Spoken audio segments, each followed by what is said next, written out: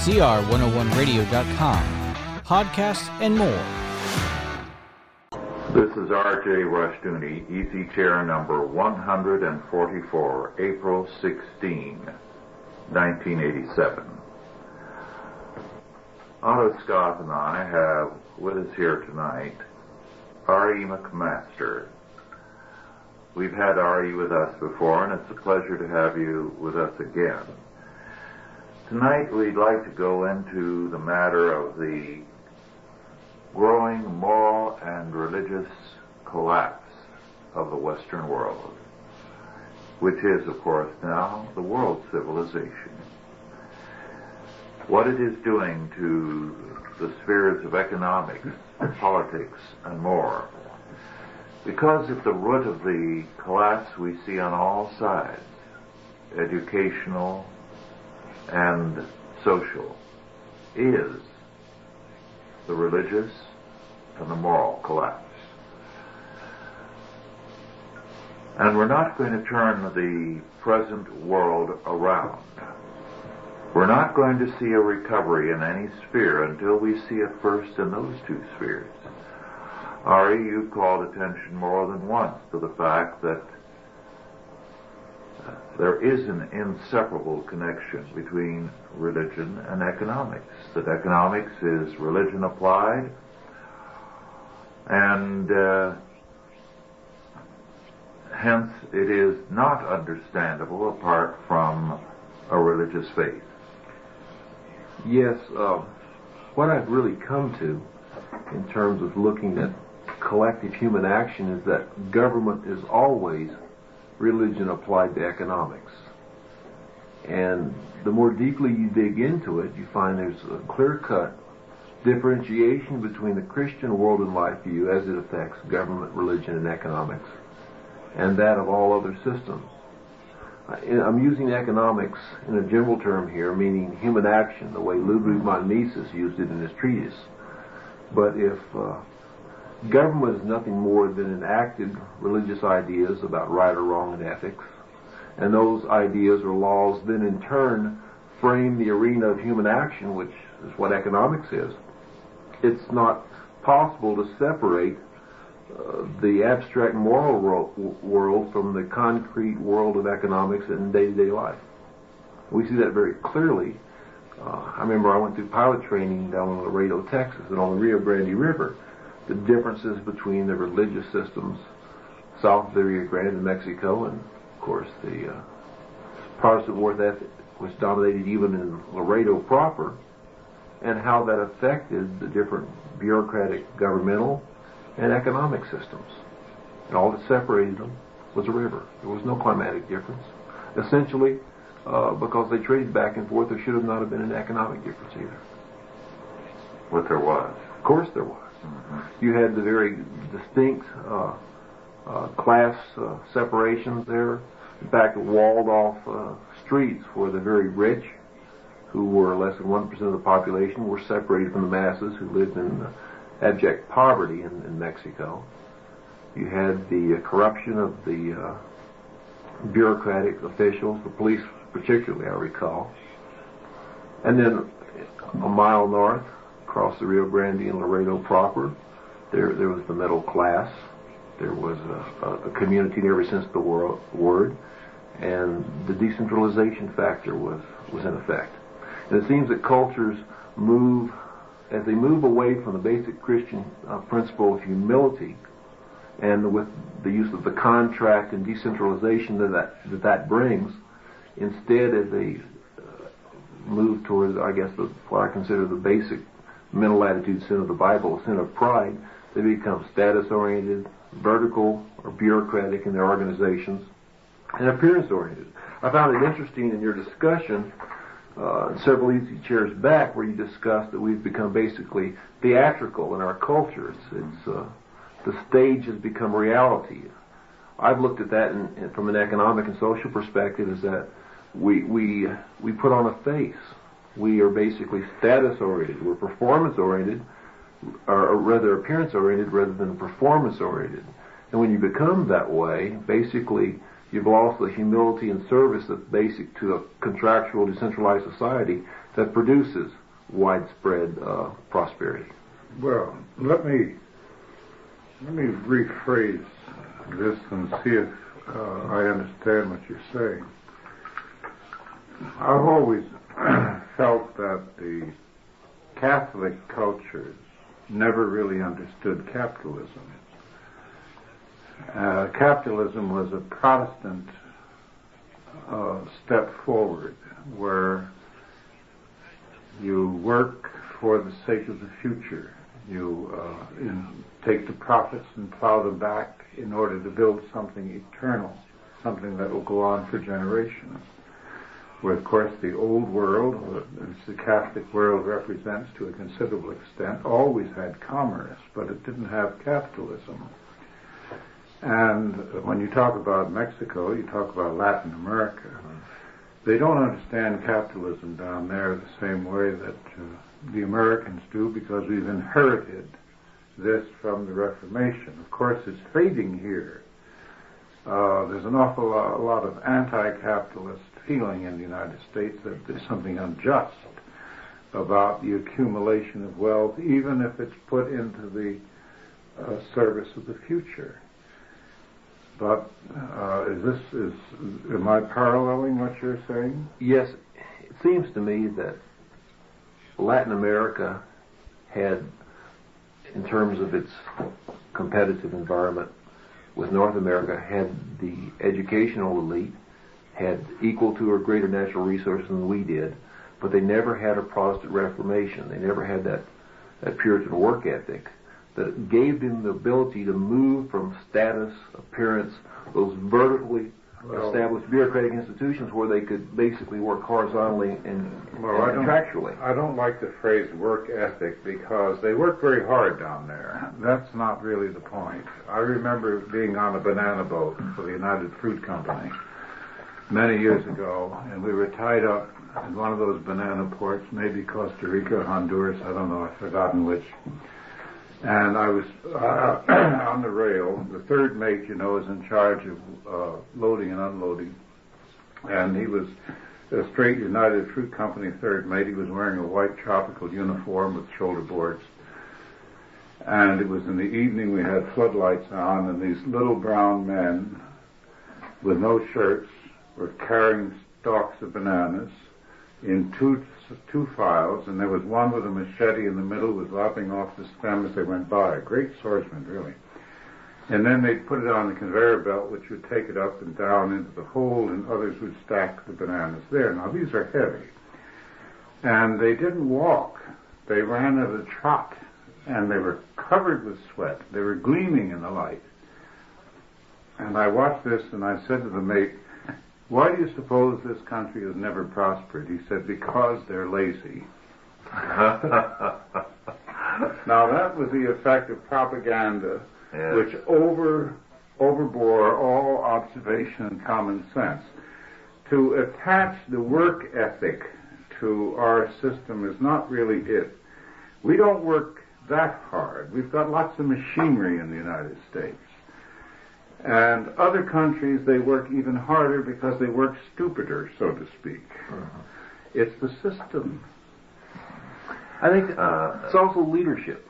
No, Because the elite have to lead by example. The financial, educated, intellectual elite. And my recollection of working in Guatemala was that they did not lead by example. They enjoyed inciting envy from the lower classes. They're parasitic, yes, we know that. They're rentiers, they're landlords and usurers. And there was certain labor that was beneath them. You can never say anything too bad about the Latin American elite as far as I'm concerned. Yeah, you perhaps don't know, Ari, that Otto is part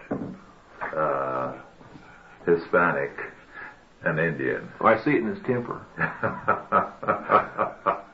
Well, if I may throw something in as background to this, because I think it ties in with our subject. A very brilliant medieval scholar, Lynn White, pointed out that the early and high Middle Ages had a great deal of capitalism. He dealt with the Cistercian monasteries and their relationship to the rise of capitalism and the work ethic. What you had was that the old Catholic culture was replaced with an elitist, monarchistic culture. As a result, there was a different attitude towards work. Now, that same switch away from a respect for work and a readiness to work has been taking place in this country. Not too many years ago, within the past 15 years, one scholar called attention to the fact that in India they can work very hard all day, but in terms of productivity, it's equivalent to 45 minutes of an American worker's time. It's because it's inefficient. It's because it's loaded with all kinds of ideas about avoiding machinery inherited from Gandhi and so on. So that hard work can be found all over the world, but productivity will vary dramatically from culture to culture. And an elitist culture will despise work and relegate it to the lower classes, in which case you separated intelligence, the intellectuals, from work. And therefore, work becomes less productive because work is despised. Intelligence is associated with things like... With getting out of work. Yes. Making others do the work for you, living off of that. But the goal is leisure rather than productivity. Yes. And this is the goal that's coming into this country. Well, that's a goal anywhere where you don't have a long-term view. Well, also, that's probably the fact that because of our peculiar economic situation right now, you can make more money with money than you can by working. Yes. If you have a corporation, you cannot get the kind of yield that you can from the financial markets. So, across the board in the United States, finance has replaced work, and one of the results of this has been the downfall in productivity. That's not only true in business, but also that's the standard that's taught in the major business schools at the major universities, Harvard, MIT, Wharton. In fact, on some days now in the international currency markets, only 5% of the currency transactions which take place are involved in legitimate commerce. And the rest are simply... The other 95% are effectively speculations. And banks have departments, numerous employees that are hired to do nothing more than speculate with the bank's money in international currency arbitrage. So what, if one country did this, that would be one thing. If England did it, or we did it, or France. But the entire West is caught up in this poker game. It's global. It's global. And there's a gambling mania. And it's spread now into other areas. The size of the contracts that, all right, $39 million for a mediocre picture by Van Gogh, who never really painted anything else.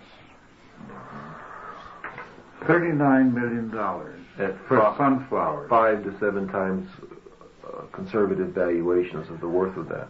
And God makes them more attractive more cheaply. Well, inflation has been in financial assets, stocks, real estate, selected real estate in cities, and in art, scarce art. Well, the idea here is that art is a speculation, but I remember interviewing Bill Freeman, who was the banker who took care of the remains of the Insel Empire. And the stockholders who stuck with him got back all their money plus, because he did put it all together eventually, old Mr. Insull, although he was harassed and persecuted, was really an honest financier and hadn't done anything dishonest. But at any rate, at the time that Freeman took it over in the depths of the Depression, he called it the fire. He said, when the fire starts, cash gets the bargains. And I remember the Depression, and I remember how many people tried to sell oil paintings, and I tell you, you couldn't get a bowl of soup for them. I want to add a footnote to my currency comments. If I find the currency markets at a critical time, as I do presently, I'll arise at 6 in the morning and check the openings in New York at 6:15, watch the markets till 6:30, follow them through to the close. 4:30 that afternoon, I'll call international overseas markets and find out what's happening in the Far East, in Australia, Singapore, Hong Kong. 2 a.m. the next day, I'll check with Switzerland, and then we're back to the U.S. market. So it is now literally a global 24-hour Las Vegas type crapshoot. It never stops. That's right.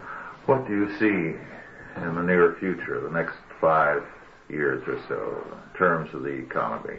Don't you think 5 years is a long time? In this existentialist world, it is. It's a long-term view. You know, when you say in the near term, it used to be true that 5 years was the near term. But we're living in a period where I really think 5 years is a long term. You're right. I've been told that 30 and 60 days is long term. I haven't reached that stage yet. You know, commodity traders have historically been seen as short-term traders. Well, the vast majority of commodity traders now are day traders, some of whom may trade in and out of a market. In one day? 5, 10, 15, 20 times in one day. Go in the morning, come out again, go back, and so forth. That is short-term. And take a point or two each time? There are seminars being held on how to day trade the market intraday, and they're the most popular seminars being held today. Now that you have real-time computers, they're online. They're online. So we are short-term oriented. And looking at your work, Rush, and flipping all the clear biblical laws that you've pointed out and helped me understand into the realm of time, I found that it seems like every single Christian principle to be implemented successfully in terms of God's commandment as well as for man's good does require a long-term view. Short-term pain for long-term gain, what historically was the American cultural norm. Well, this is true of every immigrant group that came into the country. The original immigrants worked hard and did without in order that their children would have a better chance. But it's just reversed today. It's not the long-term view. It's get what you can short-term and we won't worry about the long-term. In terms of that, Otto, I recall 40 or more years ago spending about a week at the Labor Temple in New York City. It was in the heart of the immigrant district. And at that time, the staff there at the Labor Temple told me that the entire neighborhood changed its complexion every 5 years. The shops, the language of the streets would go from one language to another because in terms of the opportunities in this country, and this goes back to the Depression. This is still true. The people would advance themselves. But what has happened since then is that the people who work in places like that are finding that government intervention in the form of welfareism freezes the people in such a neighborhood. Well, yes, I don't think they're as free as they were. I notice every time I go to New York there's a new crop of cab drivers. And I've lived through Israelis, and I don't know what the present crop is. In Washington, D.C., African tribesmen with scars and so forth. And you really, they pushed out the Arabs. There were Arabs in Washington. Now they're Ethiopians. About 5 or 6 years ago. So this is true. I mean, the cab driver is one of the ways that a man without any other skill can move on, and you can do it at odd hours. It's not like London, where they have to have an examination, and they have to memorize the major arteries of metropolitan London and prove it before they get a license. In New York and Washington, D.C., all they have to do, I think, is have the money. And that's it. That's very true, Otto, and I have to tell something on myself. I picked up a cab once at the hotel to get to the airport in a hurry. And it was someone who looked like someone fresh out of the African jungle. And probably was. And I wasn't sure he would understand English. So that is beyond National Airport or something like that. And I forget what started the conversation, but to my amazement, he was a very devout Christian, probably more so than some of his fellow blacks there in Washington. It was very surprising. Well, I got a hotel room during Reagan's first inauguration when there were no rooms to be obtained from an Arab cab driver who had a friend who was the assistant manager at one of the Hiltons.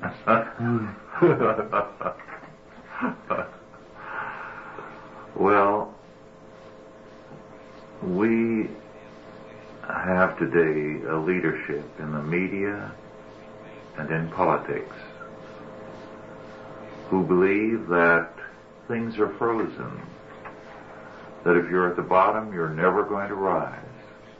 And they're running the country on that basis, and with their taxation and various economic practices, they're trying to reduce it to a frozen status. That was the old Democratic Party and the old economic theory in the 30s, if you recall. Mm-hmm. The idea was that the frontier was all gone, and we had reached our limits, and now all we had to do was to share the pie equally. Mm-hmm. Well, of course, since then we've had the greatest boom in history. But Gary Hart, just this past week, has been talking the old way. Well, Gary Hart sort of lost me on the curve when he went to get Gorbachev's approval for his candidacy for president of the United States. Yes. You have to understand he needs the sanction, the positive sanction of the other side of the U.S.-USSR Trade and Economic Council. Yes, I think so. That's an interesting group, by the way. Yes. Very interesting to bring that up.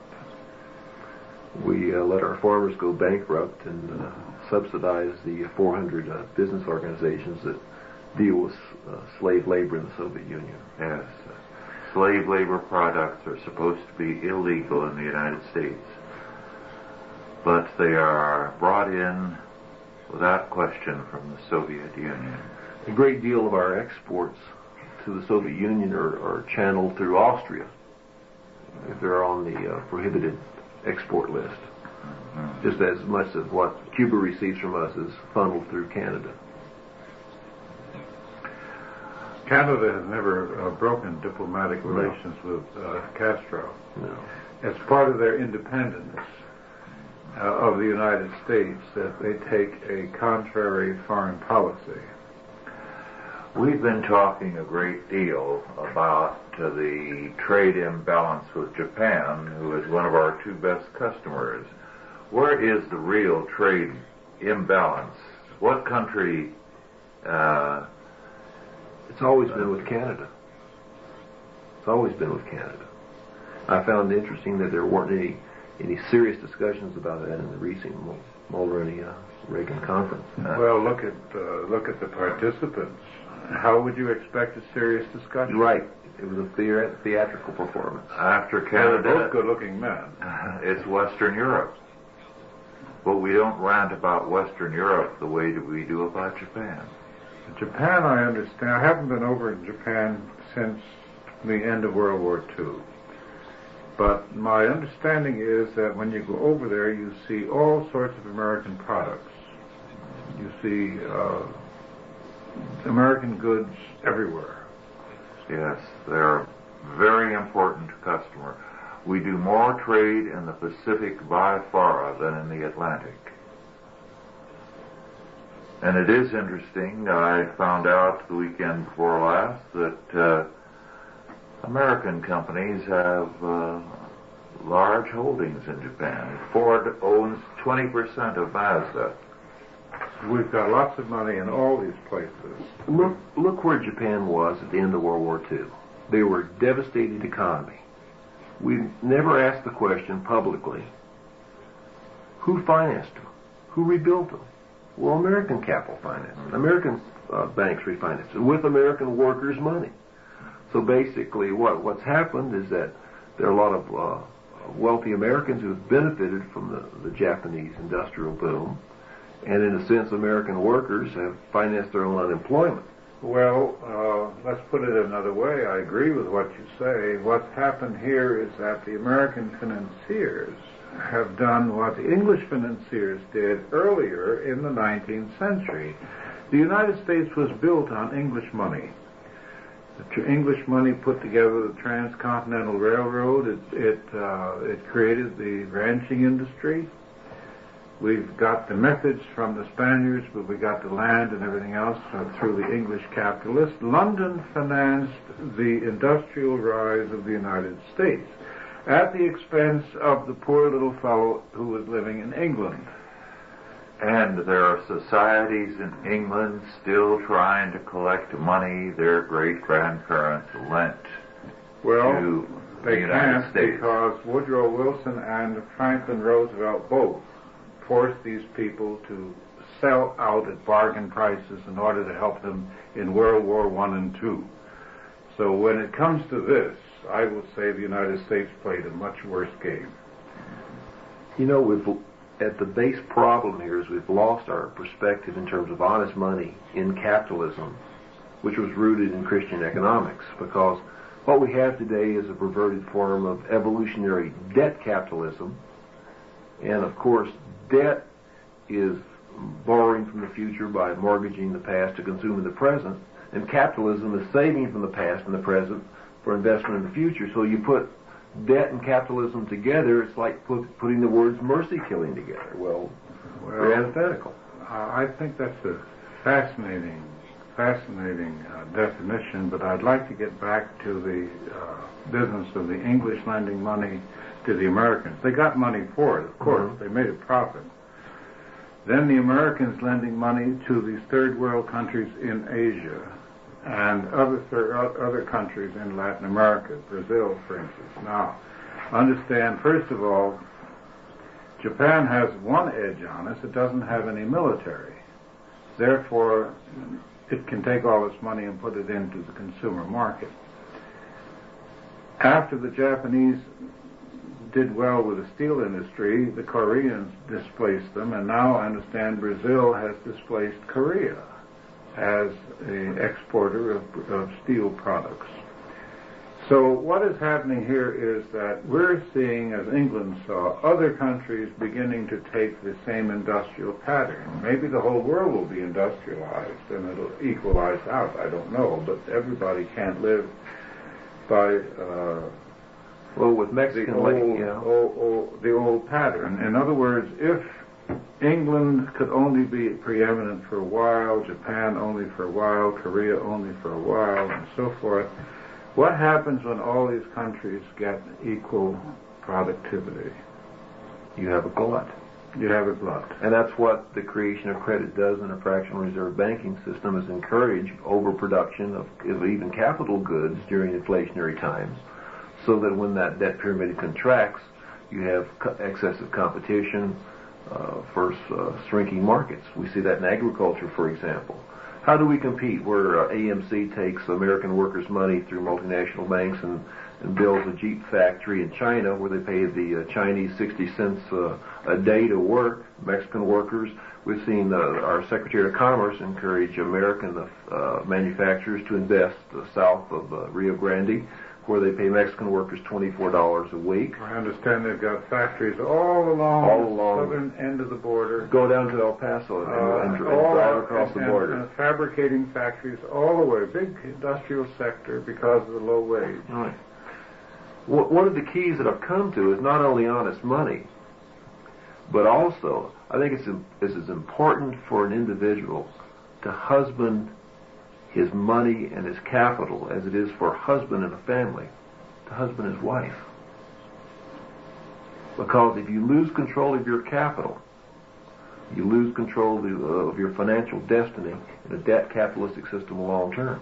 I look at it in a similar fashion from another angle. As far as I'm concerned, it means that the governing class of the United States has lost its sense of responsibility to the people of this country, that they're willing to make a profit at the expense of their own people. And I think that's about the worst thing that can be said about any governing class. But see, that's the Latinization of our culture. We've come back full circle to where we started off, is the governing class, intellectually, in terms of money, has to lead. Don't blame the Latins for the corruption of these characters. No, but there's a similarity that we have assimilated from Latin American culture and from Old England. No, we got it from straight developing a progressive series, just as the Puritans, the first generation worked hard, the second generation prospered, by the third generation, according to Perry Miller, the Puritans of Massachusetts were already being corrupted. This is a simple corruption, and Latins have nothing to do with it. It is a decline of faith and morals. Exactly. What is our problem? In every culture, you have a particular form of decline. But it's always when the faith and the morality of a people decline in every sphere, they're going to go downhill. On this decline of the culture, Otto, you took a linear human action progression, and Rush took a theological perspective. And I think there's validity to both of those. For example, in a credit economy, it takes about 50 years to move from depression to depression. And the human action sequence, as Lord Overstone pointed out, and has been seen by an economist at the Department of Commerce named Funk in 1931, is that as a result of depression, people become very conservative and very thrifty to save their capital. Well, after a while, that gets old. They save their capital, and that they develop a sense of confidence. Confidence leads then to some investment. Investment leads to business activity. Business activity picks up, and there becomes prosperity. By this time, they started to lose the lessons of the Depression. Prosperity leads to the use of credit. The use of credit is followed by the abuse of credit. Then you're into the inflationary era, where things are overpriced. And that leads to a dropping off of confidence and high levels of speculation, and then at some point in time, fear and panic, and you're back to stage one in the Depression. Well, you've omitted the government. I'm talking about a classic credit creation. Now, the truth of the matter is that where you have the government involved in the economy to the extent it is today, then you have a compounding of problems, because you can also have a credit contraction and an inflationary economy at the same time, or at least an inflation in the worthlessness of the money. So you have the worst of both worlds, an inflationary recession or worse. You really do. I think Latin America again. I think Murray Rothbard described it fairly well. He said productivity drops, but the amount of money that's being pumped into the economy remains constant or even increases. So there you have the paradox of unemployment, drop in productivity, and an increase in prices, which is what we have been seeing. Now, the nuisance index of basics that people buy has increased at a 28% rate, recently documented. That's a far cry from the 4% inflation rate that the government tells us exists. This is on the question of simply, I believe somebody took a study of the prices. One of the banks said they've gone up 28%. Kellner, I believe. Is this 28% a year? It was either over a 2-year period or over a 1-year period. Probably a 2-year period. My recollection, we were really experiencing now a real inflation rate of about 12% a year. I think so, and I think this has been constant since Reagan got in office, for instance, in 1980. And they began to tell us that inflation had dropped down to 4%. You can't buy anything for what you could buy it for in 1982. I think what's important right now is the week of March 23rd was decisively the end of the eye of the hurricane as far as Reaganomics is concerned. Any illusions that the markets had with regard to a carryover of good times were dissipated that week, because what happened that week was that we saw the bond market crater, and the bond market is 4 to 5 times larger than our stock market, much more significant. As a result of bonds falling, the stock market had a significant correction, and also coupled with those corrections in those main institutional financial markets, we saw gold and silver prices increase substantially. And that's the first time since interest rates rose significantly up to 22%. When Volcker stepped on the brakes back in 1980. It's the first time we've seen rates go higher, and also inflationary indicators such as in primary commodities increase as well. Heretofore, over the past 6 years, and now in the 7th year, we've seen where rates have gone up. It's also pressured or depressed commodity prices. This time, that was no longer true. So this is a significant change. Do you think that the Iran-Gate business, which was in effect the torpedoing of the Reagan administration, you know that up until this Iranian frou-frou, Reagan had created or benefited from, however you want to put it, an atmosphere of confidence. The people were feeling, as they did under Eisenhower, that after all things are pretty good. Even when things are not pretty good, even though there was a depression in 30 states, the general impression was that the country was in good shape. Internationally, the country had attained a certain amount of confidence that the right things were being said, the Soviets were being faced and confronted, and this and that and so on, even though there wasn't much real solidity to this. Now the Reagan presidency is badly shaken. Confidence overseas is reflected by the falling dollar. And the United States is beginning to reap the rewards of having a cat fight at home and exhibiting once again to the world that we have in positions of great power and authority idiots. Attorneys. Are the terms synonymous, I guess? At least when they're political. Well, it's hard to say, but I guess you're right. I noticed that at the Secretary Schultz went over to speak to Gorbachev, and that the Speaker of the House Wright and a bunch of Democratic congressmen went over also and held separate meetings with Gorbachev at the same time. Well, it was July 2 years ago that they effectively agreed to, I think it was in Geneva, Reagan's meeting with Gorbachev in Geneva, they agreed to a cultural, educational, media and arts exchange with the Soviet Union. Yeah, I read that with horror. What amazes me is that they talk about the change in the Soviet Union, the new direction, the openness, and so on. I'm amazed that they have the nerve to talk that way, because I'm old enough to remember when Lenin's new economic policy was being talked of as the end of communism and the new order. Yes, they were. And then when Stalin triumphed over Trotsky, it was the death of communism. And Stalin was even referred to as feeling his way perhaps towards capitalism. When he died, it was a new order. Malenkov, and then especially with Khrushchev. With Brezhnev, we had the same kind of talk, and each of his successors, and now Gorbachev. The same old, stale talk. They never stop. No, and yet people go on believing it. Rush, we have no sense of history in this country, collectively. The average American spends 15 years of his life watching television. When he watches television, he is watching an illusion of an illusion. So he's already two steps removed from reality. If that's true, they must really love advertising. Yeah, 3 years of his life watching advertising now. Back to your question on the dollar.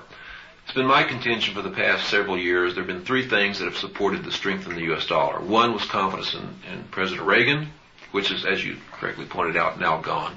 Two was the statesmanship in international banking circles of Paul Volcker, who may not be with the Federal Reserve come this August, may not be reappointed.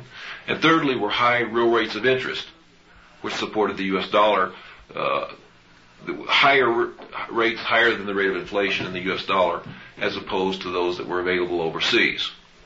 All three of those areas of support are on the wane.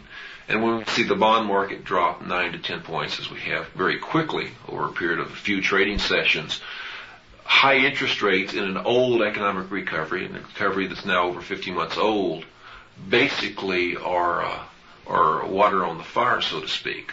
And so the Fed is, in a sense, trapped. If the market dictates higher interest rates, it slows down the economy. At the same time, if they push interest rates lower, you have inflation taking off, and then bond prices crater anyway. It's a catch-22. But Ari, you say this is the oldest boom we've had for a long time, maybe forever. But in the last few years, there's been a deindustrialization. I was in Salt Lake City not too long ago and saw Kennecott Copper's great mine up there closed down, the greatest open copper mine in the world.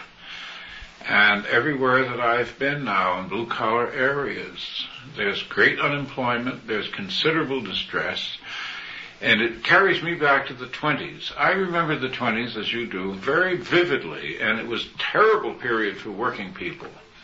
It was a hard period for working people. It was a great period for certain speculative industries, real estate, advertising, bootlegging, if you want to say it. It was drugs today. It was a big industry in those days, underground but nevertheless alive. And the stock market was booming and so forth. The bond market, I don't know about the bond market, but the stock market definitely. Well, the farmers had their crash in 21. Yes, and they never fully recovered. Never. The prices never came back. 500,000 of them lost their farms. What would you suppose would happen now if 500,000 farmers lost their farms in 1 year, as they did from 21 to 22? Look at the difference in the expectations of the people. It's not unlike, by analogy, a family that has lost its job but had some savings and it's living off its capital until it's depleted, because what we've done is basically destroy our agricultural industry, our petroleum oil complex, our manufacturing capability, and with 70% of our jobs created today in the service sector, the only way that we've been able to maintain the illusion of an ongoing vital economy has been by debt. Therefore our trading balance, credit. So you basically got 70% of the jobs created in the last decade have been in the service sector. Service sector spending is now 2/3 of our GNP. So if you have one of two things happen: one, recession in the service sector, or two, a fall in single-family home prices, the two things that are closest as heart to the American consumer, then you could see a panic. But until that point in time, what we're doing is living the illusion brought on by debt and our trade deficit that have kept this economy going. Well, panic isn't quite the word for it. I have coming around to the idea that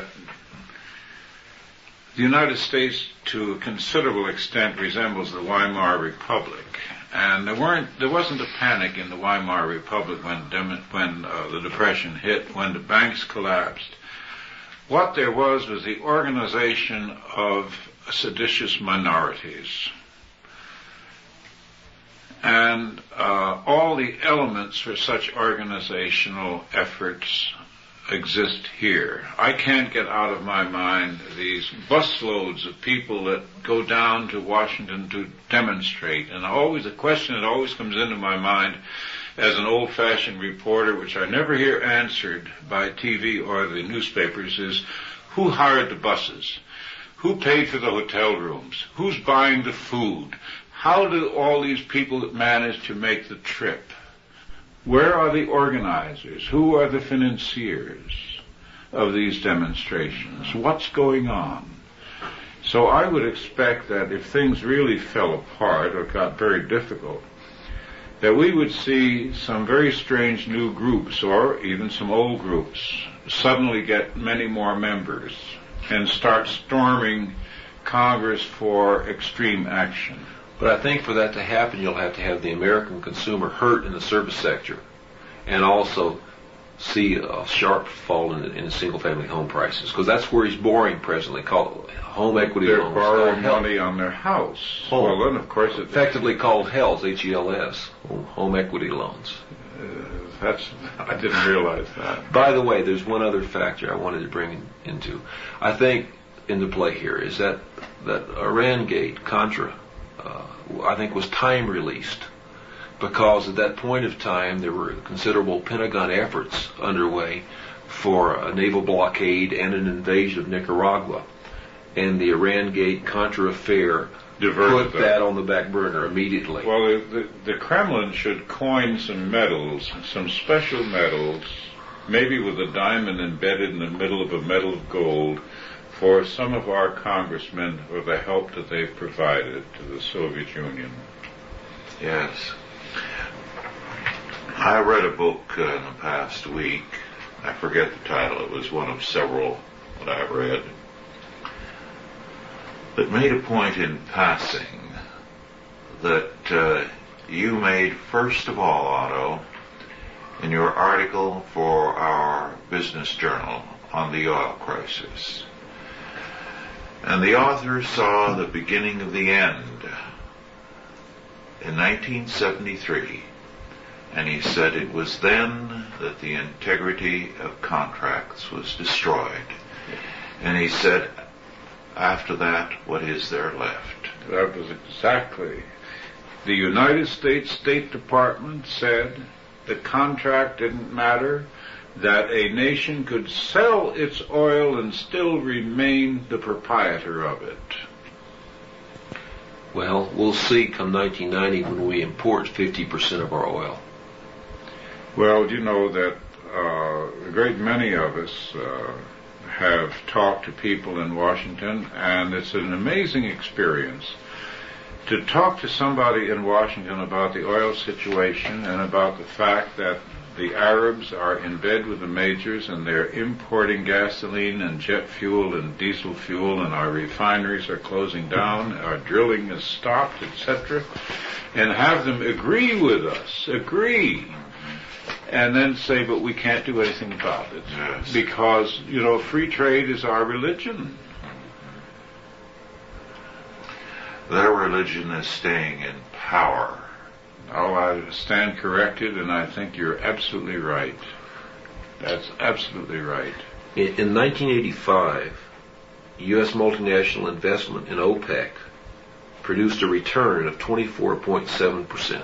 Yes, that's the majors. That's the majors. It makes it very difficult to sympathize with Texaco, even though I think they're in a terrible position. Well, they're all going to pay for their sins, and Texaco is. It's a tremendous injustice that's been done to them, but not many people are going to cry for them. No, it's very difficult to cry for them. But of course, the difference in doing business on a corporate level in the United States and in other places is really considerable. Every 3 months, a major public corporation has to issue a report, and it has to show a profit. If it shows a loss or even a drop in profits, the stock value goes down, the shareholders complain, all kinds of things happen to shake the managers. Now, I talked to Bob Black years ago, who was running, or rather Robert Appleby, who was running Black & Decker in Britain. And they don't pay their taxes over there, corporate taxes, till the end of the year. They don't pay quarterly taxes, and they don't pay them in advance either. And I said, well, what happens if you have a tax problem? Well, he said, if there's a tax problem, I call up the appropriate fellow in the government and talk to him. And he'll say, well, if it's that difficult, Robert, we'll give you an extension, or we'll do this. This is for a corporation. And here we're getting to be like, I don't know whether it's a canard or whether it's true. This is the way the Germans are reputed to be, the way that I think the Soviets commissars really are, that the rule applies no matter who it kills. You know, you look back at the feudal economy of the Middle Ages, Rush, and even the kings and the landlords and the serfs had mutual duties and responsibilities to each other, or the right to revolt was reserved to the serfs. Today we have a government bureaucracy which is accountable to no one. So there is no reciprocal benefit whatsoever.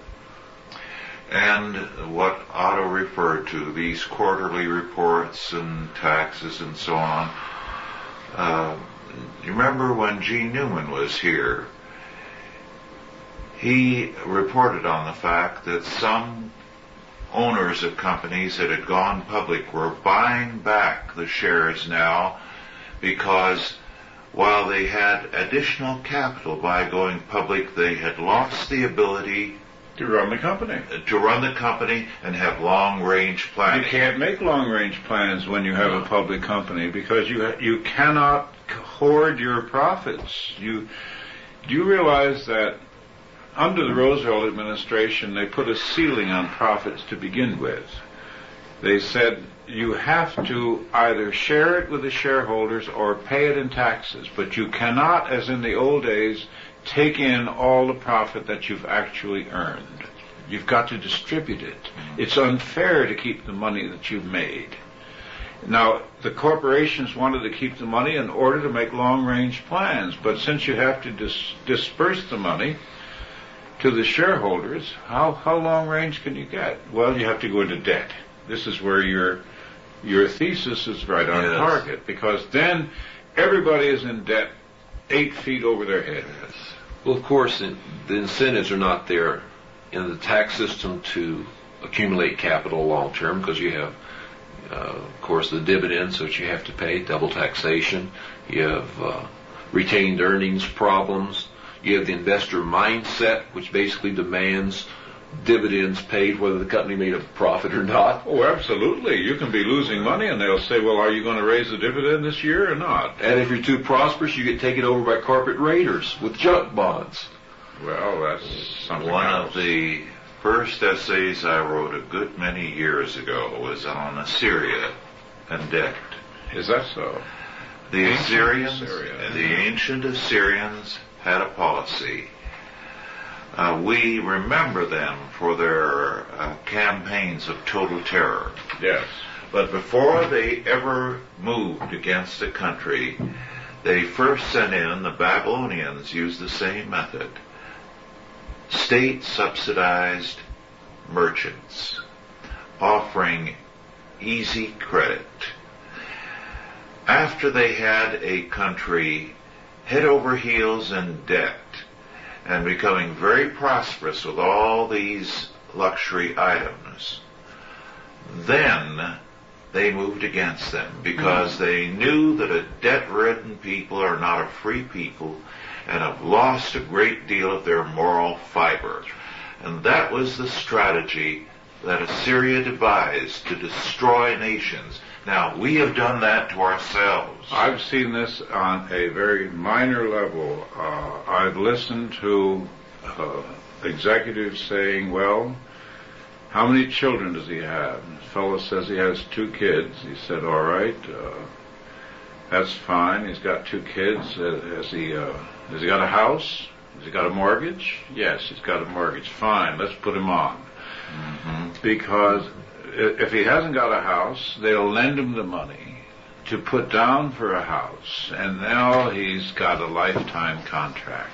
He's got a good long deal. That's a standing philosophy among insurance companies in terms of the way they want their insurance salesmen positioned in their private lives. Because as long as they're heavily mortgaged or in debt, they know they have to work long hours to sell policies in order to meet their debt service. And so this they're more has, productive. This has a For the benefit of the company, not the benefit of the individual, of course. It has a tremendous effect on how an executive stands up inside the company. Yes. You're not going to get into too many fights if you're totally dependent. There's another aspect. There's not only this factor of debt to demoralize people. First, it's immoral, this long-term debt. Second, it has a psychological effect. As Solomon said, the borrower is slave to the lender. Exactly. Debt's a form of slavery. There is another aspect. Taxation has become a form of continual debt. Well, you're never out. You owe money every day to the government. When I was a boy and through the Depression years, the farmers here in California, family farms, $10 a year. If you had hard times, if you lost your entire crop through frosts or freezes, you could hole up, you could plant a garden, you had your cow and your chickens, you rode it out. Yeah. But now those same farms, the annual taxes are thousands of dollars, and they cannot survive. Well, economics comes down to land and labor. So if you've got a property tax on one hand and an income tax on the other, you've got them going and coming. You sure do. You sure do. And it's interesting that as time has passed, more and more Americans have traveled farther and farther around the world and take jet planes to London and Rome and so forth and so on. Yet it seems to me that the American people are more provincial now than they were when I was a kid, because they no longer look at other cultures seriously. They no longer believe that there's anything to learn from the rest of the world. They haven't been taught how to think or to look. I think one of the most telling arguments along that line came from Dr. Thomas Sowell, who's at Stanford now, black economist who is now a free market oriented in his perspective, formerly a Marxist. And he said he hated students coming out of the public schools because all they knew how to do was memorize. They did not know how to think critically or to observe. They can't even memorize now. Well, we have approaching, I guess, 60 million illiterate Americans out of a total population of 240 million.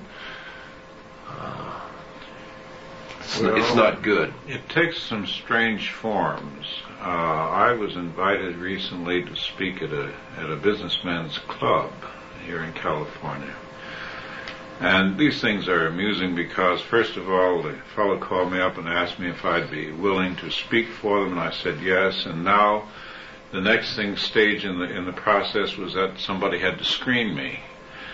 And he called me. They didn't say it, but that, of course, is what it amounted to. And he called me up and he wanted to talk about South Africa. And I said, "Well, I understand you've got a copy of my book on the subject." Well, he said, "I've been too busy to read it." So he asked me a few questions about it. I started to answer them, and he corrected me. And I thought, this is very typical. Very typical. The newspapers have told him all he needs to know. Yes, and it isn't knowledge that counts. The most common remarks in the modern era, I think or I feel.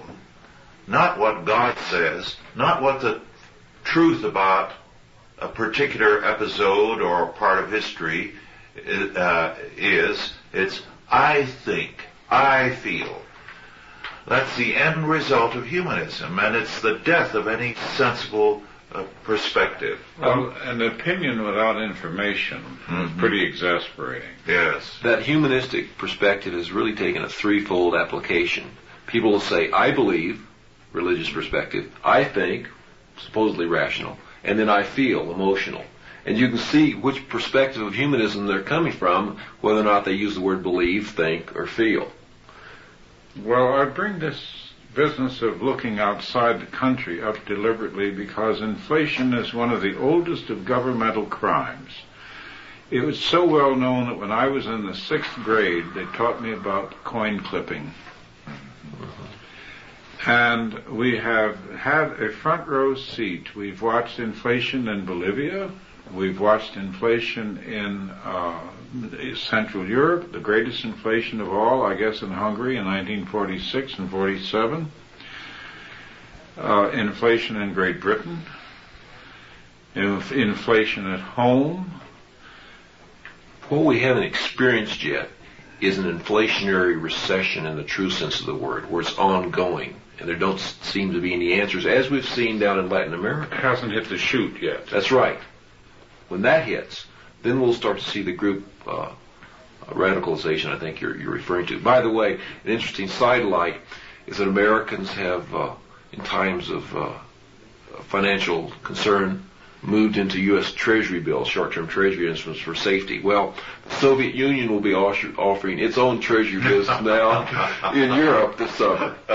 So we now invest in Soviet Treasury bills. Well, that'll be interesting to see how many suckers there are. Well, I wonder if Women Strike for Peace will buy Soviet bonds. We'll be actually, I guess, T-bills. Dr. Spock. Dr. Spock put some of the millions that he got, yes. The body of freedom, and we're talking a lot about slavery tonight. The body of freedom stands on the legs of law and economics in terms of honest money, equity capitalism, Christian economics, and biblical law. Because, as you and I discussed on the way here, Rush, there is no real equality among men unless all men are equal under God's law. Because if a man makes a law, he's by definition unequal over the man he governs. And yet what we've done in this country, in economics, we know that the least consumer satisfaction comes anytime there's a government-granted monopoly in any particular area. That's classic economics. If there's a government-granted monopoly, consumer satisfaction is minimized. And yet we've seen that in terms of money in economics, where basically the Federal Reserve has granted a monopoly on the issuance of money and credit. We've seen it in the area of law, where the American Bar Association rules. We see it in the education, where the public school system runs things, so people have limited information. And we see it also in our health, in terms of the American Medical Association, where the World Health Organization now ranks us in the 40th percentile. 40th. So in terms of money, law, education, and health, four critical areas to the health and well-being of any society or any individual, we now have government-sanctioned monopolies. Do you think that the Christian community has any grasp of the economic situation? In terms, the way I view the Christian community is basic. Go ahead. We have just about a minute left, Ari, so... The Christian community basically is monastic today. It sees itself in terms of its church, its local family, and now, because of the abortion factor, it's taken an overview with regard to, taken a position with regard to politics. It has not looked at economics. It has not grown beyond individual Christianity and the church. It's just stepping out in terms of the challenges that it faces in the political economic arena. And no, we haven't addressed those. We're just on the forefront of those today. Well, I think we're going to have to wind it up now. It's been a delight, Ari. I'm sorry you can't come more often. And congratulations on the soon-to-arrive 6th child. Thank you. We'll be in prayer for Linda as she delivers this child. We do appreciate you. We enjoy every opportunity we have to be together. So thank you very, very much.